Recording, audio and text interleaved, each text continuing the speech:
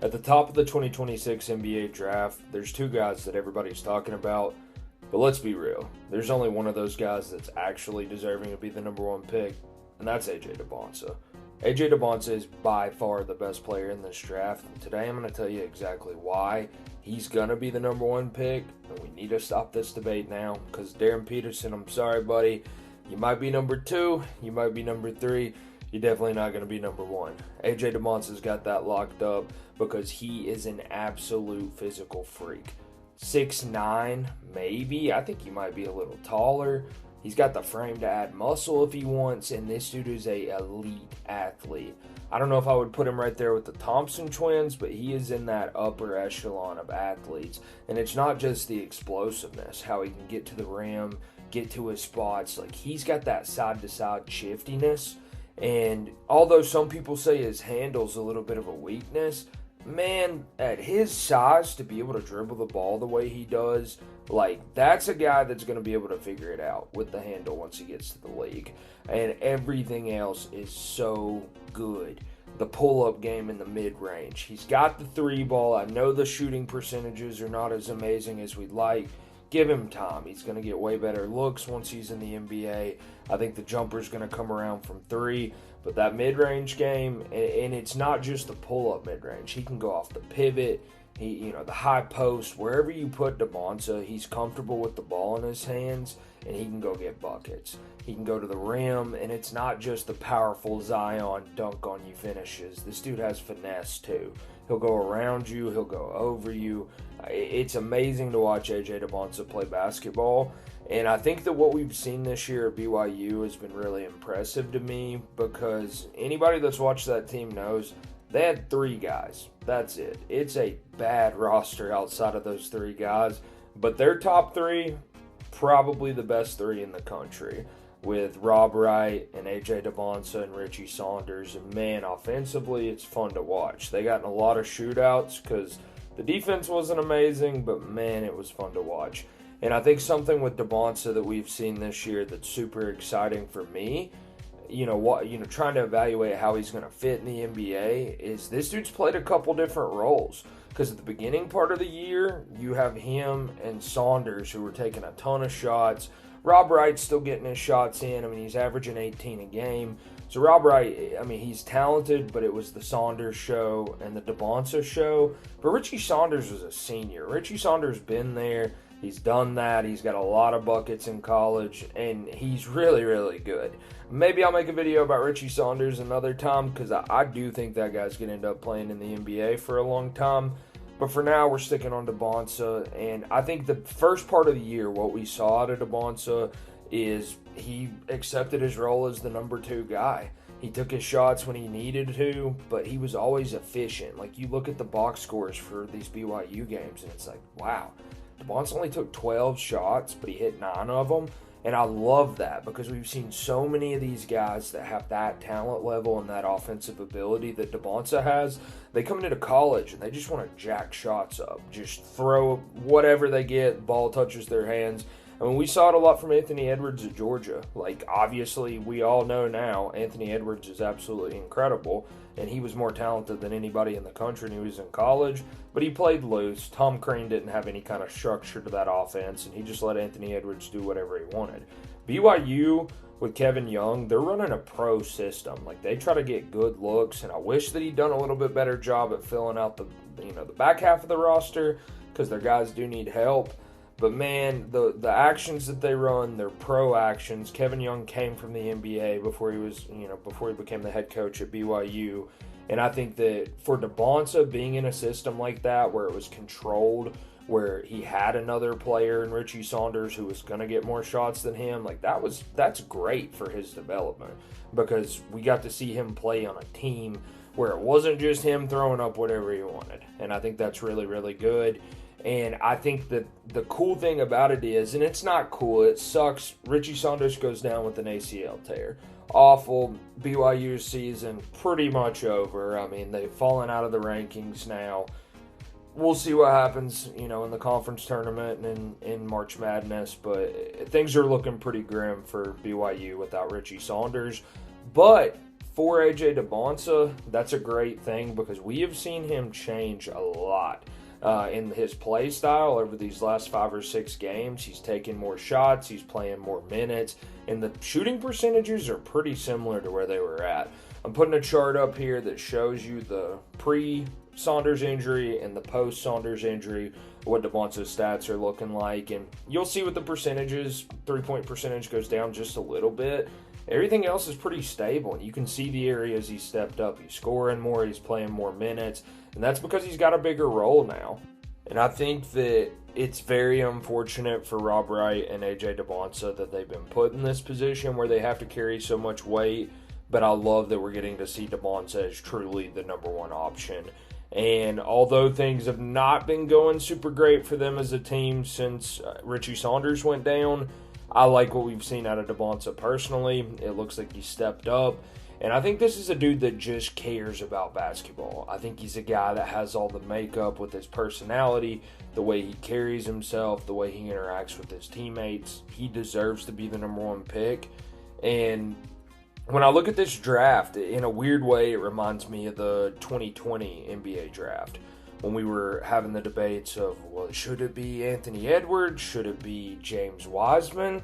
And you had a lot of people that even though Wiseman hadn't played a ton of basketball as a freshman, you still had those people who are like, we got to go for the ceiling. It's like, well, we haven't seen it, but people still bought into it.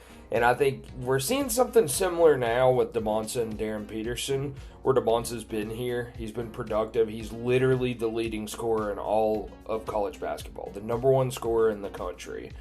But people are still having these fantasies about Darren Peterson, and he's barely even playing. He's pulling himself out of games. He's missing games last minute with illnesses or cramps or whatever it is. That'll be probably my next video, or 2 videos from now will be me doing a full dive into the Darren Peterson situation. But at the end of the day, when it comes down to it, if I'm putting that much faith in a guy that I'm going to draft him with the number 1 overall pick, he's got to be playing basketball. I mean, that's pretty fair, right? Dybantsa's been there. He's been healthy. Every single game he shows up and he tries to win. Peterson, it's like he doesn't care. And not saying that, to be the number 1 pick, you have to be Mr. Friendly and, everybody loves you, well, whatever. Like, Cade Cunningham's not like that. Cade Cunningham is a stoic dude. He's pretty serious. He just keeps it, keeps everything close to the vest, which I like. Cade Cunningham, just keeps his head down and goes to work.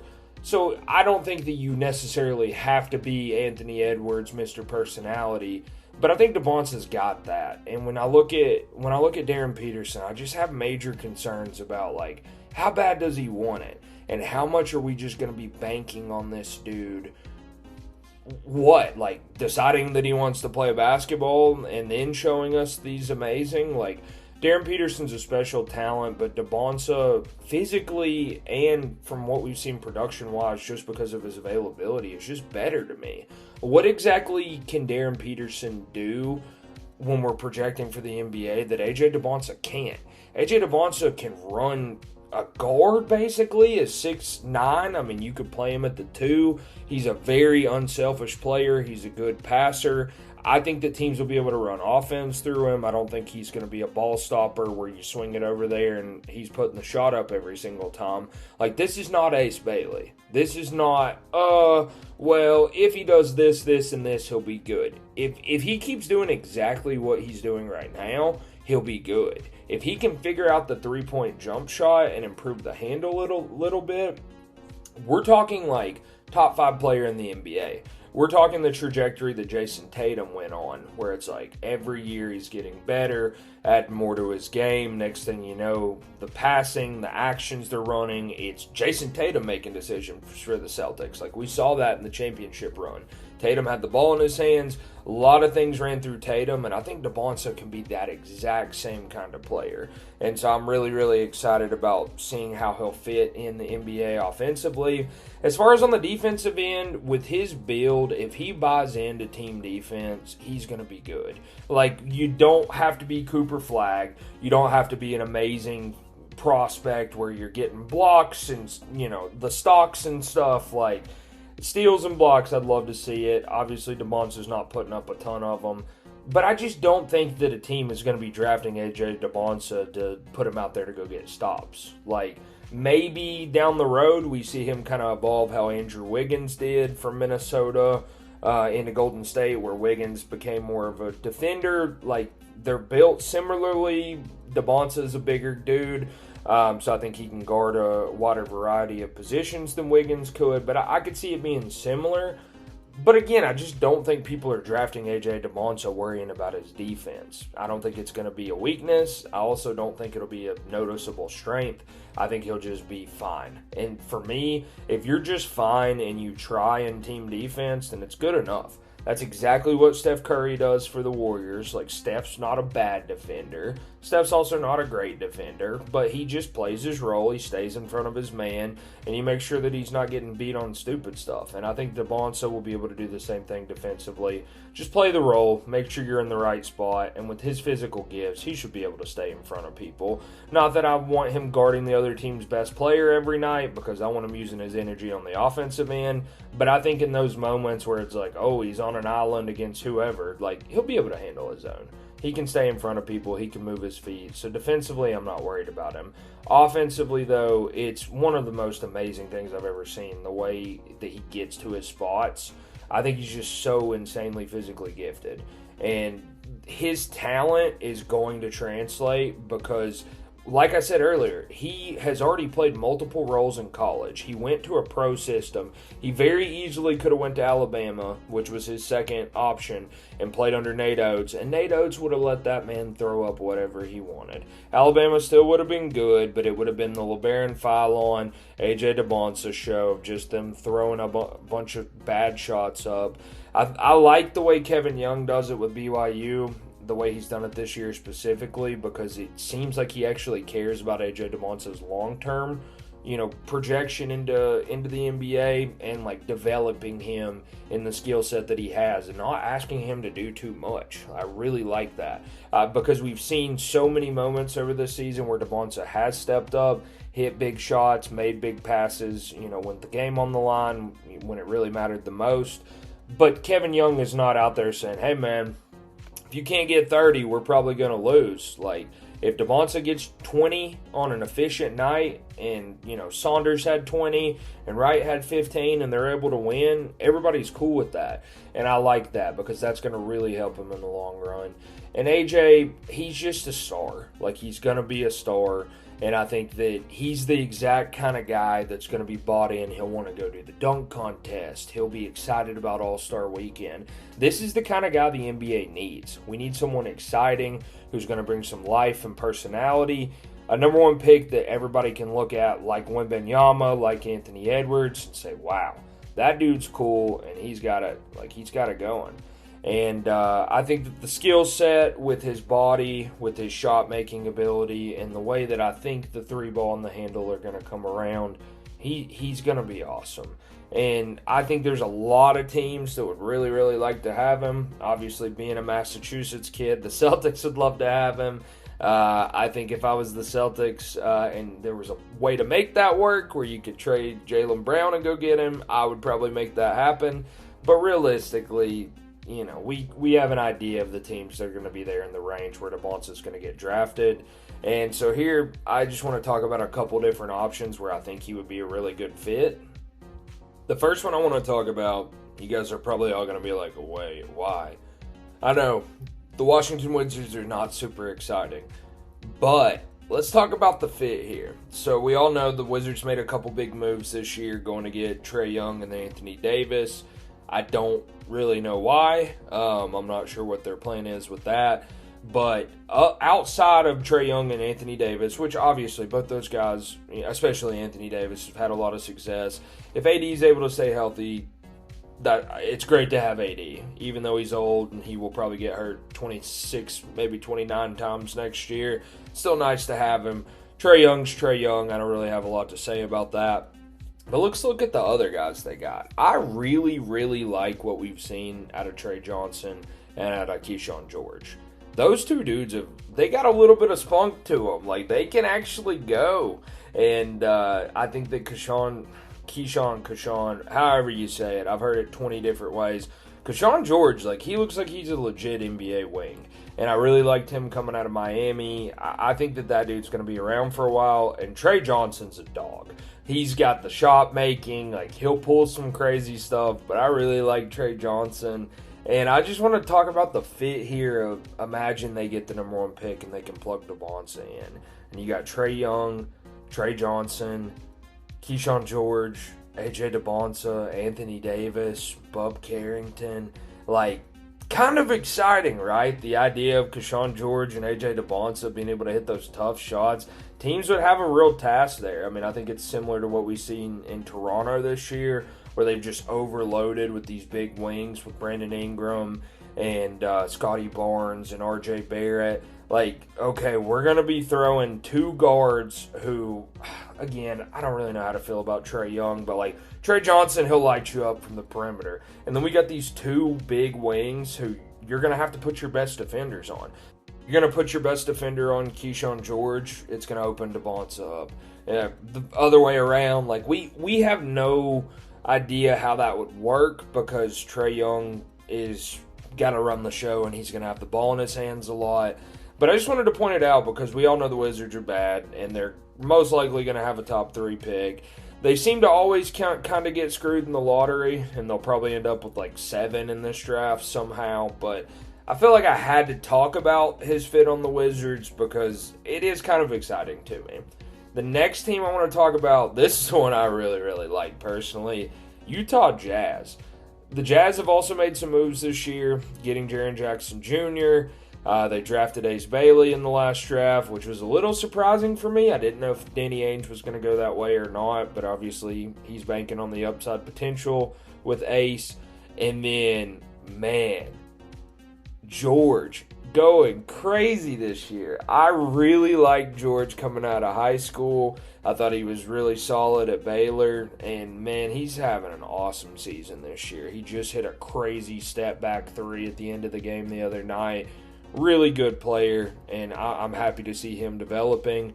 And then they just got some major size. With Jaren Jackson, and then Walker Kessler's been hurt, but you get Kessler back for next year. I didn't even include Lauri Markkanen on this graphic because I think if they do luck into AJ Dybantsa, you really don't have any need for Lauri anymore. You can try to go trade him or package him and Kessler and go get Giannis. Like, I don't know what the plan is with the assets if they end up getting Dybantsa. But just looking at these 5 guys here, if that's who you have, you know, as potentially your starting 5 with George, Bailey, Dybantsa, Jackson, and Kessler, man, pretty interesting. Utah's a couple years away, but I kind of hope that they get AJ Dybantsa. And like we saw, obviously, he's at BYU right now. He was playing for Utah Prep as a senior. And I think that Danny Ainge might be in love with this guy and is just waiting for his moment, hoping he can get that number 1 pick. So, had to talk about the Jazz. Be kind of interesting if we see that. Last one here, the Pacers. The Pacers have done an awesome job this year of just being as terrible as possible with Tyrese Halliburton out. And, man, I like this here. Tyrese Halliburton, Andrew Nembhard, Aaron Naismith, AJ Dybantsa, Pascal Siakam. They got Zubac now. Like, I don't even know what the 5 would be. I didn't even put Zubac on the graphic. But I think that realistically it would probably end up being Zoo at the 5, Siakam at the 4, then it would be Dybantsa at the 3, and then your normal guard combo of Halliburton and Nembhard. And then you just bring Naismith off the bench, kind of like Oklahoma City is with, you know, whatever, Dort or Cason Wallace or Alex Caruso. Like, we know Naismith's kind of got that similar kind of makeup as just a game wrecker. And I think that what Dybantsa would bring to the Indiana Pacers is exactly what they hope they would get out of Benedict Mathurin. Just that, like, athletic wing shot maker who can go do it.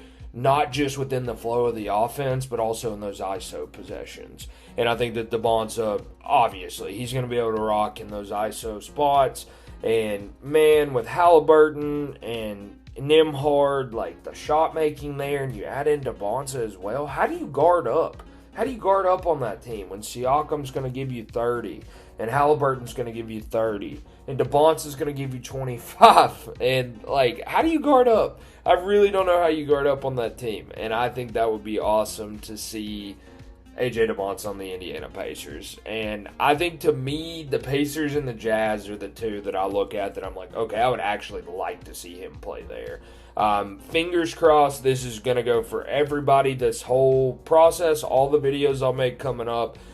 Fingers crossed none of these guys end up on the Sacramento Kings. One unlucky soul will, but you will never, that's my guarantee to all of you in the audience, you will never see the Sacramento Kings pop up on any of these lists at the end of these videos, because I don't want to see anybody go there. Nobody's a good fit there. So that's my one hope for Dybantsa, where I don't want him to go is Sacramento. I think literally any other spot he's going to be able to make a good impact. But I just wanted to talk about those three specifically, the Wizards, the Jazz, and the Pacers, because I do like the fits with the guys they already have. So what do you guys think? Is Dybantsa going to be the number one pick? Am I tripping? Do you think it's actually going to be Peterson? Or is Peterson just James Wiseman 2.0 and we're all overthinking this a little bit too much? I'm not out on Peterson. I still think he's going to be all right, but I have lost a lot of respect for him the way he's handled things this year. And Dybantsa, from the time he was like 15 years old to now, he just impresses me more and more every year. When he was in, 8th grade, 9th grade, and you'd see his dunking highlights, it's like, wow, this guy could be special. But he actually kept getting better year after year. His senior year of high school mixtape, one of the best mixtapes I've ever seen. Some of the moves he hit, those poor dudes, they just couldn't guard him in high school. But he's going to have an amazing college tape by the time he gets done.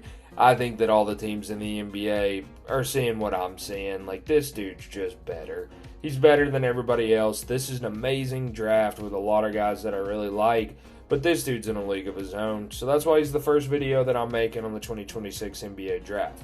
But like I said earlier, there's a lot of guys in this draft I really like. So if you want to see more, if you want to see me break down Caleb Wilson, Kingston Flemings, Darius Acuff. Darius Acuff's one of my favorite guys in the draft. Y'all should be hyped for that video because I'm going to go in talking about Acuff. But y'all click that subscribe button.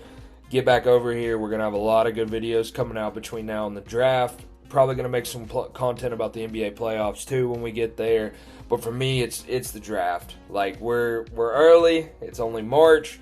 But man, this draft is going to be awesome. And I want to talk about 20, maybe 30 of the guys in the draft. So like I said, a lot of videos coming out between now and then. But y'all click subscribe. Let me know down in the comments. You think I'm a moron? Is Peterson your guy? Is Cam Boozer your guy? Who do you think's number one? But for me, right in rhythm. No good.